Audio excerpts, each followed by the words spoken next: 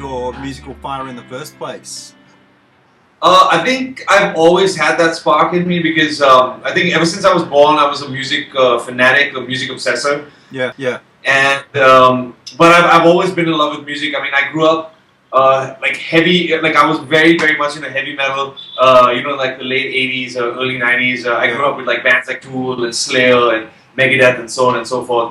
And then I sort of got in the '90s. I was literally fixated.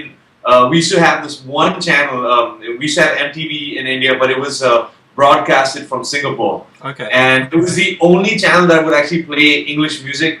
And at that time, it was just pure music. You know, it was 24 hours. There were no reality shows, nothing. And like, I mean, I got to listen to bands like Catherine Wheel and the Toadies, and obviously the Deftones, and so on and so forth. So I've been a music absolute fanatic since I guess I was born.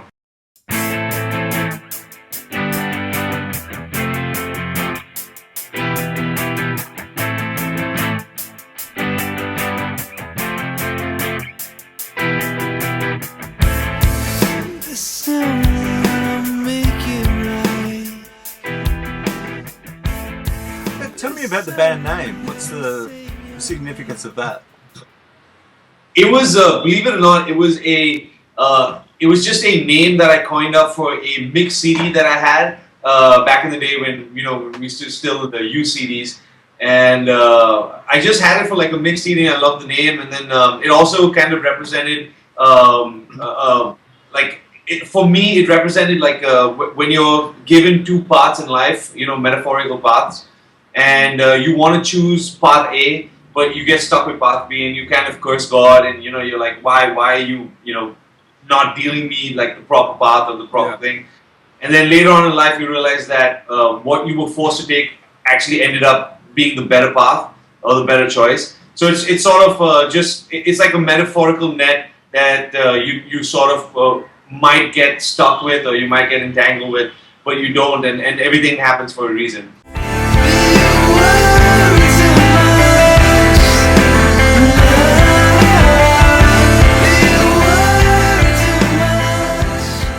Your debut album was recorded in your bedroom. Over what period of time were those songs written, and over what period of time was it recorded?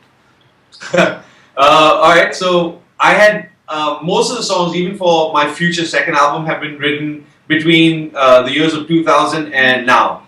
So especially for the first album, the debut album, most of the songs were written between 2000 and 2010. My first song that I ever wrote was the song Simple, first track that I ever wrote, which was in 2000. And then there were a couple other tracks like Demure and Midnight Children that I wrote in 2003, 2004. And I recorded it by myself in the span of maybe about 2 to 3 months. So from between November and Feb, it was the recording, the track laying, the mixing, which was done by our guitarist right now, Jason D'Souza.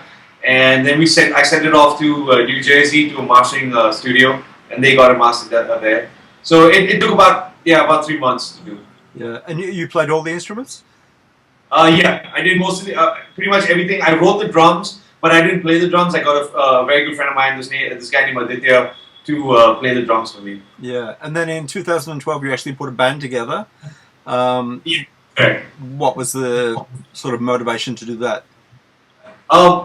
Well, my music, I started promoting my music internationally first, as opposed to just in India. And I started getting a lot of good responses from the UK, from Germany, from Australia, from France as well, even from the States. And a lot of the radio personalities, they kept on writing to me and saying, listen Dave, you need to get a band together because your music will do well here, you just need to come here and play. And I figured that if people are appreciating my music abroad, then I really should take the time to sort of get a band together. And it started off with Jason, who was the mixing engineer. I just mentioned to him that I want to get a band together. He said, yes, let's do this. I got another friend of mine, and then from there we sort of got other people, and it just worked out.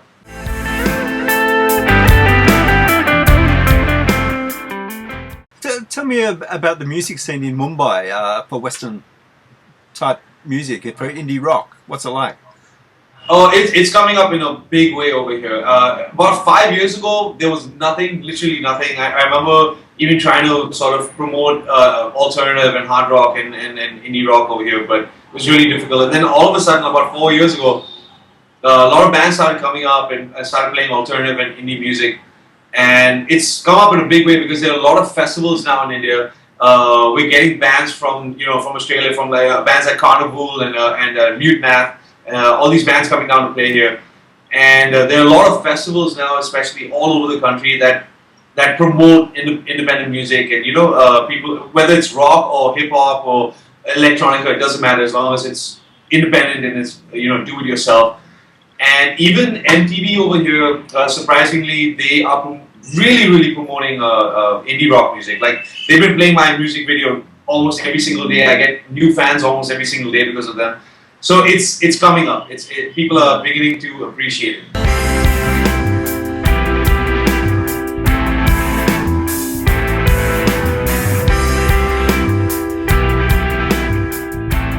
And what's the grand plan?